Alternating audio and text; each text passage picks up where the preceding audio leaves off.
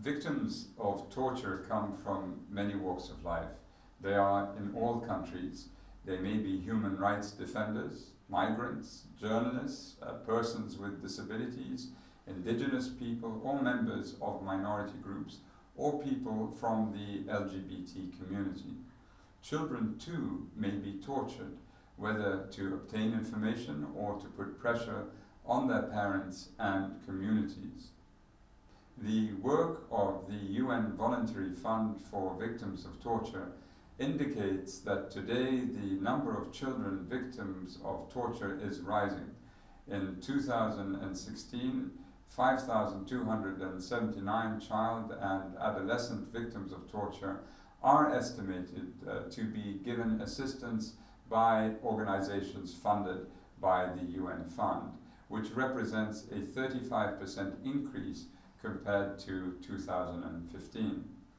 In addition, a shockingly high number of child migrants and refugees suffer detention at borders and may suffer very harsh physical and psychological abuse in detention by agents of the state. 29 years ago, the UN Convention Against Torture and Other Cruel, Inhuman, or Degrading Treatment or Punishment became law.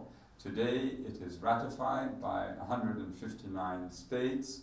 It prohibits unreservedly the intentional infliction of severe pain, physical or mental, to obtain information, to punish for perceived crimes, or to put pressure on the victim or other parties.